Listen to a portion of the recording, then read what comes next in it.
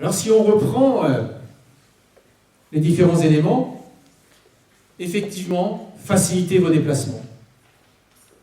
Facilitez vos déplacements pour nos enfants, mais aussi pour les Cisoniens. Alors tout le monde l'a écrit. La notion de pédibus, 2001-2008. 2001-2008, je proposais à l'équipe de faire le pédibus. 2008-2014, à la sortie des assises de circulation, on parlait du pédibus. Et je me souviens encore de Renaud qui me dit « Je regrette qu'une chose, c'est qu'on ne va pas faire le pédibus ». Maintenant, c'est dans tous les programmes. À savoir qui va mettre en œuvre effectivement ces 3 lignes de transport. Alors, pédibus, qu'est-ce que c'est? C'est amener les enfants à l'école à pied, une distance de 500 mètres. Les premiers qui ont mis ça en initiative, c'est au Québec. L'idée est donc, comme un bus, d'avoir un personnel qui accompagne ces enfants et qui amèneront donc sur une distance pas plus de 500 mètres et qu'ainsi éviter de prendre sa voiture et de ramener les enfants en voiture juste devant l'école. Toute une démarche éducative, c'est un premier axe. Pour ceux qui sont plus loin, organiser une navette scolaire dans les quartiers éloignés. Il est évident que si on fait une navette scolaire dans les quartiers éloignés et que cette navette ne fonctionne pas parce qu'elle est remplie par les bouchons pour aller, par exemple, du quartier du Sar et de revenir jusqu'à l'école, eh bien, on n'aura rien produit. Donc cette démarche, en fait, d'avoir une navette par exemple, des minibus 7 places, qui pourraient être après, durant le week-end, réutilisés par la vie associative, voilà une proposition de faciliter le transport. Et puis, peut-on penser aujourd'hui sans penser au vélo? Et donc, quand vous regardez de très près, il y a beaucoup de chemins qui peuvent ramener sur différents quartiers. Et donc, ce qu'on propose, c'est que ces quartiers soient stabilisés. Donc, stabilisation des chemins. De même, comme je peux regretter que certains trottoirs, et mon Dieu, j'ai dit plus d'une fois, peut-être pour ça aussi, qu'à la fin, on se fatigue de mettre des cailloux rouges où l'enfant a du mal à marcher, où les personnes âgées ont du mal à marcher, et que la voiture d'enfant ne sait pas rouler. C'est dans le cas de l'avenue René-Ladret. On l'a dit, mais malgré tout, on a quand même mis des cailloux rouges. Alors pour les Cisoniens, nouveau, je l'ai proposé aussi, devant les assises de circulation, j'ai même présenté des petites vidéos, et j'y crois, qui ne tente rien à rien, de mettre en place un réseau d'autostop organisé. Si vous allez sur le site, il y a un lien réseau pouce. Ça a été développé dans la région de Toulouse. En fait, quand vous êtes la liaison Bourguel, 4 cantons, vous avez un circuit, enfin, vous avez un flux de véhicules équivalent à un métro. Les rames de métro sont les voitures, il y a un seul chauffeur et il y a 3 places vides.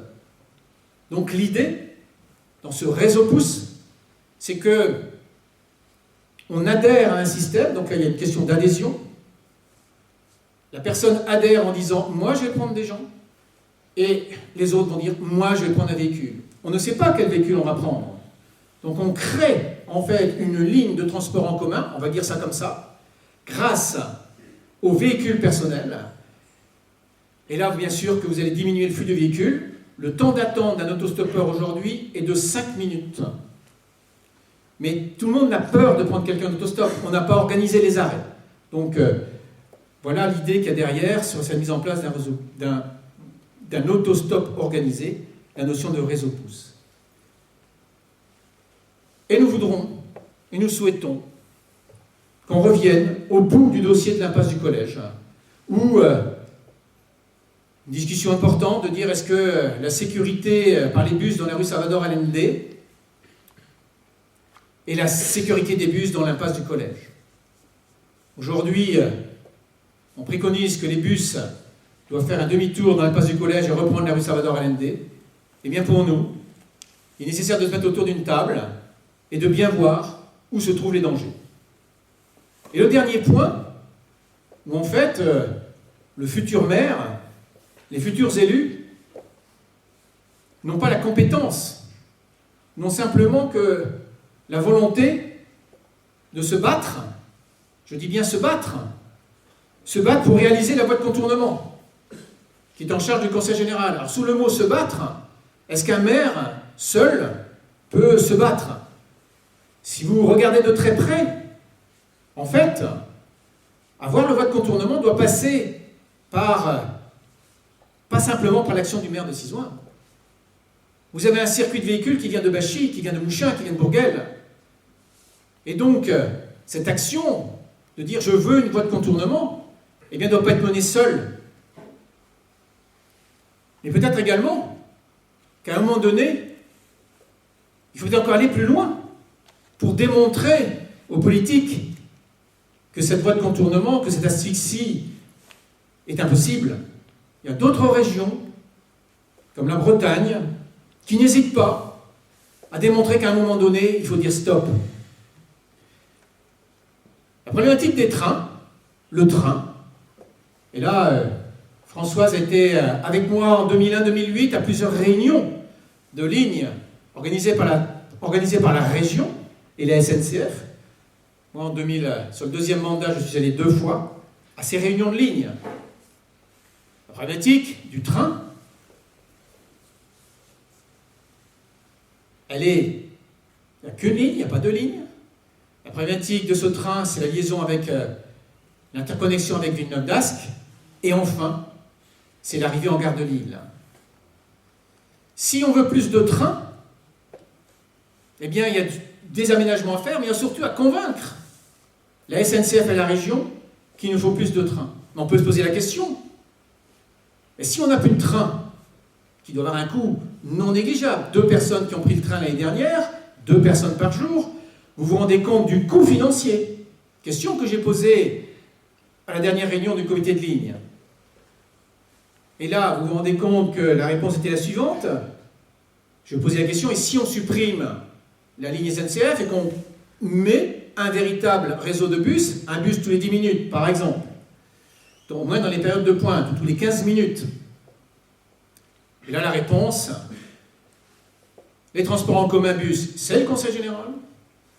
Le transport SNCF, c'est la région. J'ai posé la question, peut-être qu'il n'était pas utile que le train aille jusqu'à la gare de Lille. On ne sait pas rentrer dans la gare de Lille. Arrêtons-nous au Pont de Bois. Et après, on prendrait le métro. Le Pont de Bois, c'est la communauté urbaine. Et vous vous rendez compte que je vais arrêter là parce qu'il prend plus de temps.